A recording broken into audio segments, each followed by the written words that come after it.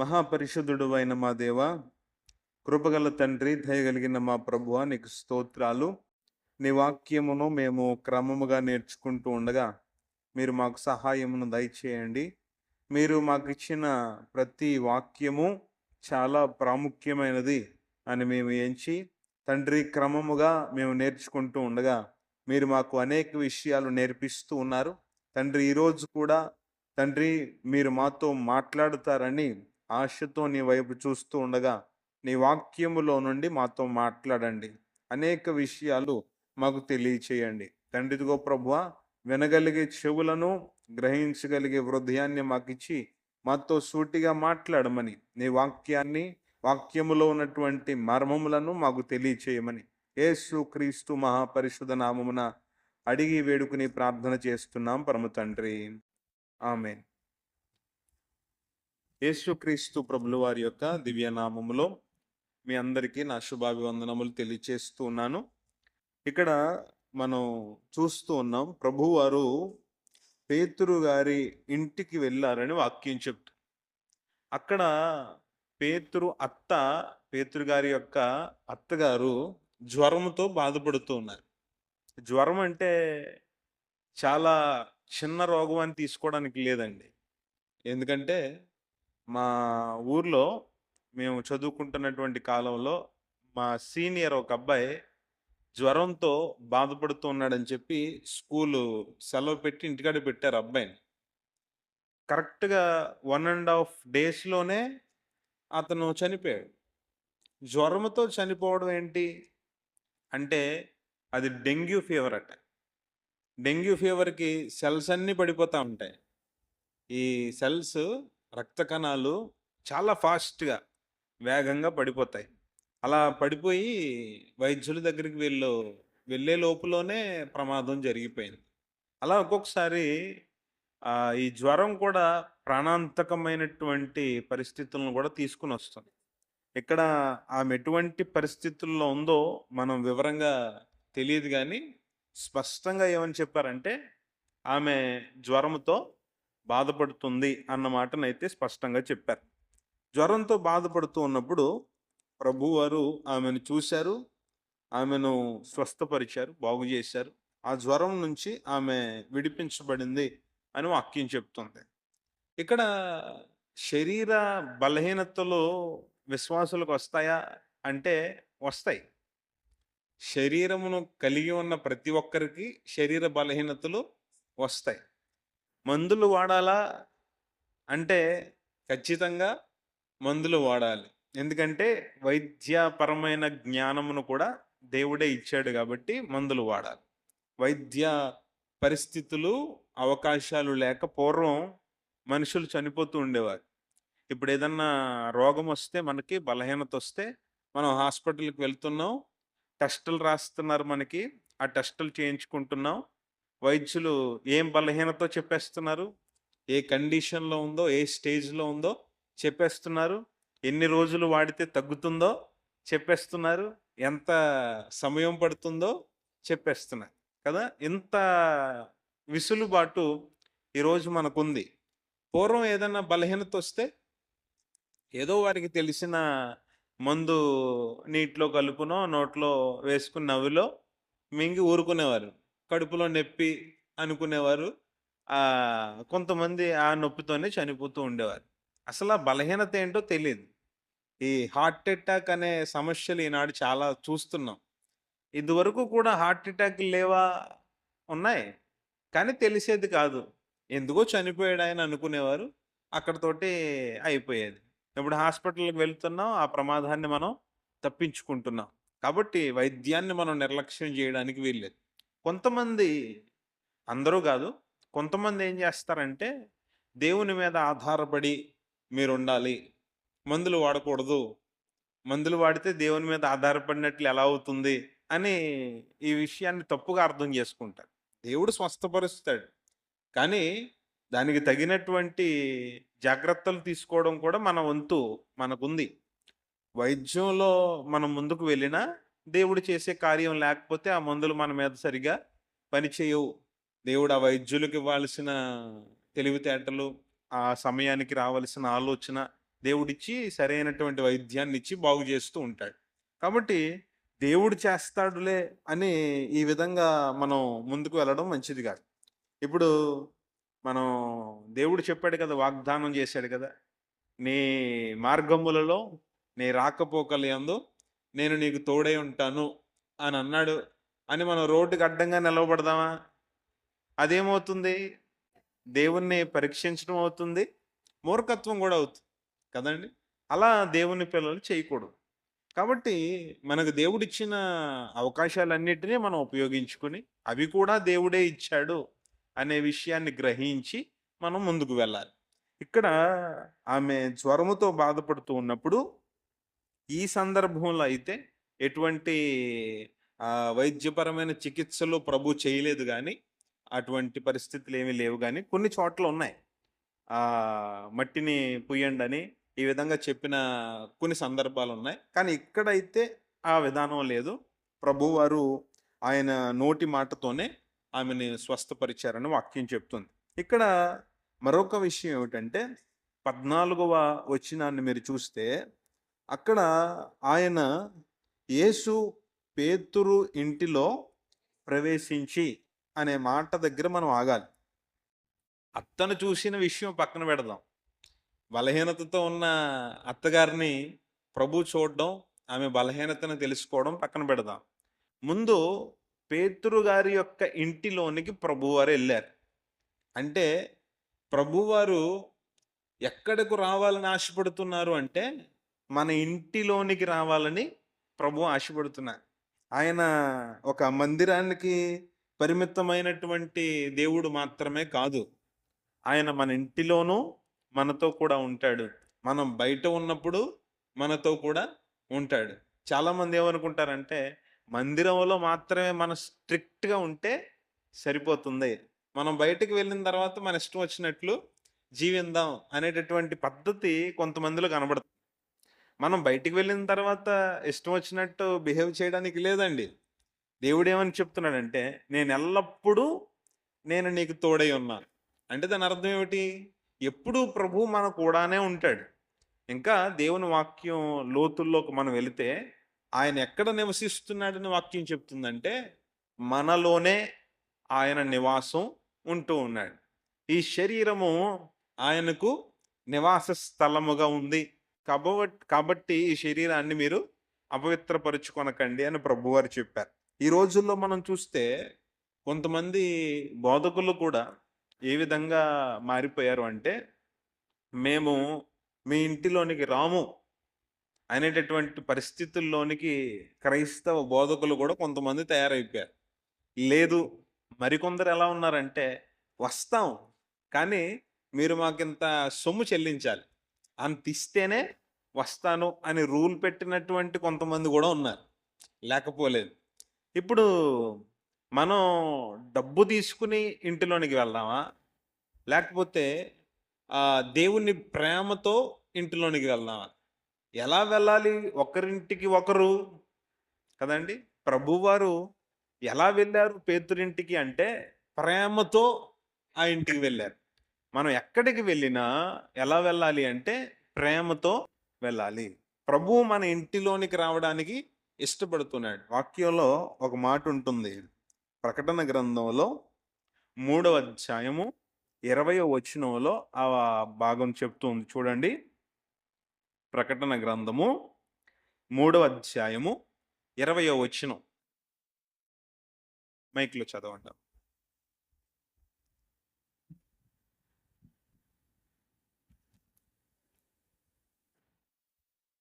మూడవ అధ్యాయం 20వ వచనం. ఇదిగో నేను తలుపునొద్ద నిలుచుండి తట్టుచున్నాను. ఎవడైనను నా స్వరం విని తలుపు తీసిన ఎడల నేను అతని యొద్దకు వచ్చి అతనితో నేనును నాతో కూడా అతడు భోజనము చేయుదుము. చాలండి. ఎవరైనా ప్రభువుని ఆహ్వానిస్తే ఆయన వస్తాడు. బలవంతం ఏమీ లేదు. ఎవరిని కూడా బలవంతం చేసేవాడు కాదు ప్రభు. చాలామంది ఏం చేస్తారంటే, సువార్త ప్రకటించేటప్పుడు ఇతరులను బలవంతం చేస్తారు. లేదు లేదు, అలాగా బలవంతం చేయడానికి లేదు. మీకు ఒకసారి చెప్పాను నేను వాక్యాన్ని బోధిస్తూ ఉన్నప్పుడు, ప్రభువారు వాక్యాన్ని బోధిస్తూ ఉంటారు. బోధిస్తూ ఉన్నప్పుడు లూదియా అనే స్త్రీ దేవుని వాక్యాన్ని వింటూ ఉంటుంది. వింటూ ఉన్నప్పుడు దేవుడు ఆమె హృదయాన్ని తెరిచాడు అని వాక్యం చెప్తుంది. హృదయాన్ని తెరవాల్సింది ఎవరు? దేవుడే మన హృదయాన్ని తెరవాలి. మనం ఎంత కృషి చేసినా, ఎంత బలవంతం పెట్టేసినా అది సాధ్యపడే విషయం కాదు. చాలామంది ఈ రోజుల్లో అంటారు కొంతమంది, కొంతమంది అంటే ఇతర మతస్థులు కాదు నేనంటుంది. కొంతమంది మతోన్మాదులు ఏమంటారంటే, వీళ్ళు మతాలు మార్చేస్తున్నారు అంటారు. ఇప్పుడు క్రైస్తవులే గనక నిజంగా మతాలు మార్చేస్తే, ఇతర మతస్థులు కూడా ఏం చేస్తారు మరలా తిరిగి? మళ్ళీ వాళ్ళు కూడా తిరిగి మతాలు మార్చేస్తారు గదా! ఇలా మతాలు మారడం కాదు. ఇక్కడ వాక్యం ఏమని చెప్తుందంటే, ఎవ్వరు ఎవరిని మార్చలేరు. ఈ సత్యం నేను చెప్పడం లేదు, మీరు చెప్పడం లేదు. బైబిల్ చెప్తుంది. ఎవ్వరు ఎవరిని మార్చలేరు. ఎవరి విధానం వారిదే. ఒక వ్యక్తి కోపిష్ఠోడుగా ఉన్నాడనుకోండి, అతన్ని శాంతమూర్తిగా మార్చేయండి. మార్చేయగలమా? ఒకడు తిండిపోతుగా ఉన్నాడనుకోండి, అతన్ని మార్చేయండి. ఒకడు త్రాగుబోతుగా ఉన్నాడనుకోండి, మార్చేయండి. ఎవరి వల్ల అవుతుంది? ఏ విధానాన్ని ఎవ్వరూ మార్చలేరు. మా ఇష్టం అంటారు తప్పించి వాళ్ళు మారరు.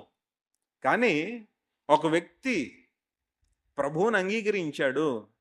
ప్రభువుని అంగీకరించి అతని జీవితంలో ఉన్న వ్యసనాలన్నీ విడిచిపెట్టేశాడు. ఆ చెడు విధానాలన్నీ విడిచిపెట్టేశాడు. మంచిగా యథార్థంగా బ్రతుకుతున్నాడు. భక్తి విశ్వాసాలతో ఉంటున్నాడు. అంటే అది ఒక సువార్త ప్రకటించినటువంటి వ్యక్తి చేసినటువంటి పని కాదు. లేకపోతే ఒక పాస్టర్ గారు చేసేసినటువంటి పని కాదు. ఒక విశ్వాసి చేసేసినటువంటి పని కూడా కాదు. ఎవరు చేశారు అంటే, ఆ వ్యక్తి హృదయాన్ని మార్చింది దేవుడే. మన యొక్క హృదయం దగ్గరికి వాక్యం వినపడుతూ ఉన్నప్పుడు, మన చెవుల్లో మనకు దేవుని వాక్యం వినపడుతూ ఉన్నప్పుడు జరిగే విషయం ఏమిటంటే, ప్రభువే స్వయంగా మన హృదయం దగ్గరికి వచ్చి ఆయన ఏం చేస్తాడంటే, హృదయము అనే తలుపును ఆయన తడతాడు. ఎవరైతే తలుపులు తెరిచి ప్రభువుని లోనికి ఆహ్వానిస్తారో ఆ జీవితాల్లోనికి ప్రభు వస్తాడు. అక్కడ ప్రభు ఉంటాడు. అంతేగాని బలవంతంగా ఆయన తలుపులు తీసేసుకుని వెళ్ళిపోయేటటువంటి వాడు కాదు. నేను తలుపు దగ్గర తడుతూ ఉన్నాను. మన దైవారాధన కీర్తనలో కూడా కీర్తన ఉంటుంది. హృదయమనెడు తలుపు నొద్ద యేసునాదుండు నిలచి సదయుడగుచు దట్టుచుండు సకల విధములను. కదండి, హృదయం అనే తలుపు దగ్గర ఆయన నిలుచుండి తడుతూ ఉన్నాడు. వాక్యంలో ప్రకటన గ్రంథంలో 3:20 కూడా ఆయన అంటున్నాడు, నీ హృదయం అనే తలుపుని నేను తడుతున్నాను. మీరు తీసి నన్ను ఆహ్వానిస్తే నేను మీ హృదయంలోనికి వస్తాను, మీ ఇంటిలోనికి వస్తాను, వచ్చి నేను మీతో కూడా భోజనము చేస్తాను అంటున్నాడు. ఎంత గొప్ప దేవుడో చూడండి. ఆయన మన హృదయాల్లోనికి వస్తాడట. ఆయన మన ఇంటిలోనికి రావడానికి ఇష్టపడుతున్నాడు. మనతో నివాసం ఉండడానికి ఇష్టపడుతున్నాడు. మనతో భోజనము చేయడానికి ఇష్టపడుతున్నాడు. ఇక్కడ మనం చూస్తున్నాం, పేతురు ఇంటికి ప్రభువారు వెళ్ళి ఇంటిలోనికి వెళ్ళి వారిని ప్రేమించి అక్కడ గొప్ప కార్యాన్ని వారి పట్ల చేసినట్లుగా దేవుని వాక్యంలో చూస్తున్నాం. ఎవరైనా ఎవరింటికైనా వెళ్ళారు అంటే ప్రేమతో వెళతారు కదండి. ఎవరైనా ఎవరింటికైనా వెళ్ళారంటే ఎలా వెళ్తారు? ప్రేమ ఉంటేనే వెళతారు. లేదంటే ఏమంటారు? మీ ఇంటికి రావాల్సినటువంటి అవసరం మాకేంటి అని మాట్లాడతారు. ప్రేమ ఉంటేనే ఒకరి దగ్గరికి ఒకరు వెళ్ళగలం, ఒకరితో ఒకరు సహవాసం చేయగలం, ఒకరితో ఒకరు కలిసి భోజనం చేయగలం. ఇవన్నీ ప్రేమ ఉంటేనే జరిగే విషయాలు. దేవుని వాక్యంలో కూడా ఒక విషయం ఉంటుంది. ఏమిటంటే, మీరు మంచిగా ఉన్న వాళ్ళ దగ్గరికి వెళ్ళి భోజనం చేయండి. అక్కడ మీరు ఆకుకూరలు తిన్నా మీకు మంచిదే. కానీ పగవారింటికి వెళ్ళి మీరు కక్క ముక్కలు తిన్నా మీకు కడుపులో తేడా వస్తుంది. ఎందుకంటే ప్రేమతో వడ్డించే భోజనం కాదది. వారి హృదయంలో మంచి లేదు. కాబట్టి తినే భోజనం ముఖ్యం కాదు. ఆ కంచంలో ఉండే పదార్థాలు ముఖ్యం కాదు. వారి హృదయం ముఖ్యం. పిలిచే వారి ఆహ్వానం ఎంత ప్రేమతో ఉందో దాన్ని బట్టి మనం అక్కడికి వెళ్ళడం, అక్కడ నివాసం ఉండడం, అక్కడ భోజనం చేయడం ఇవన్నీ జరుగుతూ ఉంటాయి కదండీ! ఇప్పుడు ఎవరన్నా పిలిచారనుకోండి, కొన్ని ఫంక్షన్స్‌కి మనం వెళ్లి కనపడొచ్చేస్తాం. కొన్ని ఫంక్షన్స్‌కి ప్రారంభం అవ్వకముందే ఉదయం వెళ్లి సాయంత్రం వరకు ఉండి, అక్కడ వారికి సహాయం చేసి, అక్కడ భోజనం చేసి వస్తాం. కొన్ని చోట్ల అన్నీ చేసినా భోజనం చేసి రాము. ఎందుకంటే భోజనం చేస్తే మరలా ఏమంటారో ఎందుకొచ్చిన బాధ అని చెప్పేసి సహాయం చేసి కూడా తిరిగి వచ్చేస్తా ఉంటాం. కొన్ని చోట్లకి మేము వెళ్తా ఉంటాం. అక్కడ మంచినీళ్ళు కూడా తాగం మేము. కొన్ని చోట్ల ఏ కాఫీ ఇచ్చినా తాగం. ఏమి ఇచ్చినా తినం. ఎందుకంటే ఆ కాఫీ కోసం వచ్చామని అనుకుంటారు కొంతమంది. తిండి కోసం వచ్చారు వీళ్ళు అనుకుంటారు. ఎందుకు అటువంటి అపార్థ భావం తెచ్చుకోవడం? అందుకని ప్రేమ గల ఇంటికి వెళ్ళినప్పుడు మీరు త్రాగండి. మీరు తినండి. సహవాసం చేయండి. కానీ పగవారి దగ్గర తినకండి. చెడు మనసుతో ఉన్నవారి దగ్గర మీరు నివాసం ఉండకండి అని వాక్యం చెప్తుంది. ఎందుకంటే అది మీకు మంచిది కాదు. ప్రభువారు ఏమంటున్నారంటే ప్రేమతో నేను మీరు ఆహ్వానిస్తే ఇంటికి వస్తాను. మనుషులే పక్కనున్నటువంటి మనుషునితో ఇంటికి ఒకరిని ఒకరు ఆహ్వానించుకోలేని పరిస్థితులు ఈనాడు కూడా ఉన్నాయి. ఈనాడు కూడా ఒకరింటికి ఒకరిని పిలుచుకోలేని, భోజనం కలిసి చెయ్యలేని, ప్రేమతో ఆహ్వానించలేనటువంటి పరిస్థితులు ఈనాడున్నాయి. మనం ఎక్కడ పరిస్థితిని ధ్యానిస్తున్నామంటే 2000 సంవత్సరాల క్రితం ప్రభువారు మనుషుల్ని ప్రేమించిన ఆ ప్రేమను ఈనాటికి మనం మాదిరిగా తీసుకుంటున్నాం. ఈనాడే మనిషిని మనిషిగా చూడలేక, ఇంటిలోనికి ఆహ్వానించలేక ఉన్నటువంటి పరిస్థితులుంటే, ఆనాడే సాక్షాత్తు లోకరక్షకుడైనటువంటి ప్రభువు మనుషులను ప్రేమించి వారి ఇంటిలోనికి వెళ్ళాడంటే అది చిన్న విషయం కాదు. కాబట్టి ప్రభువు ప్రేమిస్తూ ఉన్నాడు. ఈనాటికి మీ యొక్క హృదయం అనే తలుపు యొద్ద ఆయన తడుతూ ఉన్నాడు.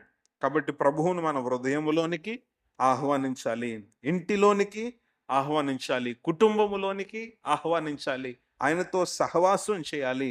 ఆయనతో మనం కలిసిమెలిసి ముందుకు సాగాలని వాక్యం చెప్తుంది. తర్వాత దైవికమైనటువంటి స్వస్థత. మీకు అంతకుముందు చెప్పాను కదా! పేతురు గారి యొక్క అత్త ఆ ఇంటిలో జ్వరముతో బాధపడుతుంది. జ్వరముతో బాధపడుతున్నటువంటి ఆ అత్తను స్వస్థపరచటంలో కూడా ఒక మహత్తరమైనటువంటి కార్యం ఉంది. ఏమిటండి అంటే, ఎవరికైనా జ్వరం వచ్చినప్పుడు మీరు చూడండి, వారు చాలా బలహీనం అయిపోతారు. ఒంటిలో ఉన్నటువంటి శక్తి అంతా పోతుంది. నీరసం అయిపోతారు ఆళ్ళు. అది మునగ తీసుకొని పడుకుంటాం మనం. మందులు వేసుకున్నా, ఆ జ్వరం తగ్గినా ఒక 2, 3 రోజులు వారు డల్‌గానే, నీరసంగానే ఉంటారు. ఇక్కడ మనం చూస్తే చూడండి, ప్రభువు చేసినటువంటి కార్యం సంపూర్ణమైనది అని చెప్పడానికి పేతురు గారి యొక్క అత్తగారిని ప్రభువు జ్వరం నుండి స్వస్థపరిచిన తర్వాత ఆమె నీరసంగా లేదు. ఆమె బలహీనతతో లేదు. వెంటనే ఆమె చురుకుగా పని చేయడం మనం చూస్తాం. చాలా చక్కగా సంపూర్ణమైనటువంటి స్వస్థత కార్యాన్ని ప్రభువారు చేశారు. చేసి ఆమెను బాగు చేసిన తర్వాత ఆమె ఏం చేస్తుంది అంటే, లేచి వారందరికీ పరిచారం చేస్తుంది. సేవ చేస్తుంది. దేవునికి స్తోత్రం. దేవుడు మన జీవితాల్లో ఏదన్నా గొప్ప కార్యం చేస్తే మనం ఏం చేయాలి? శక్తిని పొందుకుని, బలాన్ని పొందుకుని, మనం మరలా మన స్వార్థం చూసుకొని వెళ్ళిపోకూడదు. ఆ శక్తితో దేవుని యొక్క పరిచర్యలో పాలుభాగస్తులం కావాలి. సొమ్మివ్వండి అని నేను అడగడం లేదు. డబ్బులివ్వండి అని నేను అనడం లేదు. చాలామంది ఏమనుకుంటారంటే ఏదన్నా కార్యం దేవుడు చేస్తే కొంత డబ్బు తీసుకొనొచ్చి కానుకల పెట్టెలో వేసేస్తే నా బాధ్యత అయిపోయింది అనుకుంటారు. దేవునికి కృతజ్ఞత కానుక ఇవ్వడం నేను తప్పు అనడం లేదు. ఇవ్వండి. అది మీ వ్యక్తిగతమైనటువంటి దేవుని యొక్క ప్రేరణ. ఇంత ఇవ్వండని గాని, ఇవ్వండని గాని వాక్యం ద్వారా సేవకులంగా మేము చెప్పం. దేవుడు మిమ్మల్ని ప్రేరేపించిన కొలది మీరు ఇవ్వండి. కానీ ఇచ్చిన తోటే అయిపోయింది అనుకోవద్దు. ఇచ్చి అయిపోయింది అనుకుంటే కాదు. దేవుని సేవ చెయ్యాలి. కదండీ! దేవుని పరిచర్యలో మన యొక్క ఒక భాగం ఉండాలి. పాలిభాగస్తులం కావాలి. నేను మందిరానికి వచ్చి అలా కూర్చుని వెళ్ళిపోతానంటే అది మంచి పద్ధతి కాదు. మనం ఏదో ఒక చిన్న పని చేయాలి. ఇప్పుడు వచ్చే ఆదివారం ప్రభురాత్రి భోజన సంస్కారం ఉంటుంది. బల్ల అయిపోయిన తర్వాత సేవకులంగా మేము కిందకి వెళ్ళిపోతాం. ఎవరైనా మీకు అవకాశం ఉంటే ఒక అడుగు లేట్ అయినా పర్వాలేదన్న వాళ్ళు, అందరూ కాదు, ఎవరైనా ఒక అడుగు లేట్ అయినా పర్వాలేదు అన్నవాళ్ళు, కొద్దిగా అక్కడ మిగిలిన బ్యాలెన్స్‌ని బాటిల్‌లో వేసేసి కొద్దిగా మూత పెడితే, ఆ కడగడం అయిపోయింది, మనం చేయక్కర్రాలేదు. వాచ్‌మెన్ ఆళ్ళు కడిగేస్తారు. చిన్న చిన్న సంఘాల్లో మనం చూస్తే విశ్వాసులే కడుగుతారు. ఎవరు కడుగుతారు? మందిరం ఎవరు తుడుస్తారు? కదండీ! మనం దేవుడు సౌలభ్యం ఇచ్చాడు కదా అని మనం దేవునికి దూరం అయిపోకూడదు. ఏదన్నా చిన్న అవకాశం దొరుకుతదేమో, మనం దాంట్లో పాలిభాగస్తులం అవుదాం. కొద్దిగా సహకారం చేద్దామంటే, మాకు కాదు మీరు సహకారం చేసేది. ఎవరికి చేస్తున్నారు అంటే దేవునికే చేస్తున్నారు. సంఘములో మనం చిన్న పని చేసినా అది దేవునికి చేసినట్లే.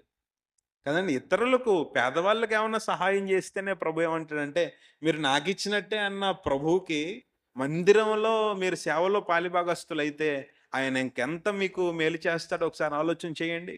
కదా! కా నేను పట్నాయక్ గారిని బట్టి చాలా సంతోషపడతాను. ఎందుకంటే ఆయన ముందొస్తాడాయన. ఏదో ఇక్కడ ఏర్పాట్లన్నీ కొద్దిగా ఈ లైట్లు, ఫ్యాన్లు వేయడము, ఏసీలు వేయడము, వెంటనే మనం చక్కగా ప్రార్థన ప్రారంభించేసుకుంటాం సంతోషంగా. ఆయన ముందు రావడం మూలంగా. ఆశీర్వాదాన్ని దేవుడు మీకిస్తాడు. నేను మీకేమి చేయలేను. మీరు మాకంటే గొప్పవారు. కానీ దేవుడు మీకు మేలు చేస్తాడు. మీరు చేసిన ప్రతి పనికి దేవుడు మేలు చేస్తాడు. కాబట్టి దేవుని పరిచర్యలో దేవుడిచ్చిన బలాన్ని బట్టి, దేవుడు మన పట్ల చేస్తున్న కార్యాలను బట్టి మనం పాలిభాగస్తులం కావాలి. ఏదో మనం సొమ్మిచ్చేసి నా పని అయిపోయింది కదా అనుకుంటే కాదు. మనం స్వతహాగా, స్వయంగా మనం దేవుని పరిచర్యలో మనం ముందుకు వెళ్ళినప్పుడు దేవుడు మనల్ని ఆశీర్వదిస్తాడు. కొంతమంది అనుకుంటారు, వీళ్ళకే ఉందా విశ్వాసం? వీళ్ళకే ఉందా ఆసక్తి? అనుకోనివ్వండి. అనుకుంటే అనుకోనివ్వండి.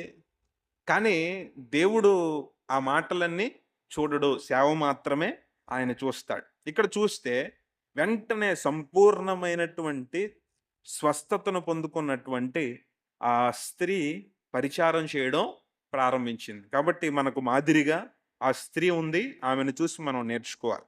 తర్వాత క్రీస్తు ప్రభువు 16, 17 వచనముల్లో మనం చూస్తే ఆయన సంపూర్ణ విమోచకుడుగా మనకు కనిపిస్తూ ఉన్నాడు. అక్కడ దెయ్యములు పట్టినటువంటి చాలామంది అక్కడికొచ్చారు. ప్రభువు ఆయన నోటి మాటతో వారందరినీ స్వస్థపరిచారు. ఇక్కడ చూస్తే యెషయా ప్రవచనం ఇక్కడ నెరవేరింది అని వాక్యం చెప్తుంది. ముందుగానే ప్రభు జీవితాన్ని గురించి, పరిచర్యను గురించి ప్రవక్తల ద్వారా ప్రభువు ముందుగానే ప్రవచనాలు ప్రవచింపజేశారు. ఆ ప్రవచనాలు ప్రభువారి యొక్క పరిచర్యలో నెరవేరడం మనం ఇక్కడ చూస్తూ ఉన్నాం. కాబట్టి మన జీవితంలో కూడా ఎటువంటి బలహీనతలున్నా, బంధకాలున్నా, పాప సంబంధమైనటువంటి అలవాటులున్నా అవన్నీ కూడా ప్రభువు ఒక్క మాటతో తొలగిపోవలసిందే. కాబట్టి ప్రభువు మాటకు అంత శక్తి ఉంది. ఎవరైతే ప్రభువు మాటను నమ్ముతారో వారు వారి జీవితంలో ప్రభు యొక్క కార్యాన్ని తమ కళ్ళారా చూడగలుగుతారు. ఎవరైతే లేదు ఇదంతా ఉట్టిదే, దేవుని వాక్యం అలాగే ప్రకటిస్తారు, అలాగే చెప్తారు, మనం ఏదో వింటున్నాం వెళ్ళిపోతున్నాం కదా అంటే దానివల్ల ప్రయోజనం ఉండదు. దేవుని వాక్యము సత్యం. దేవుడు సత్యం.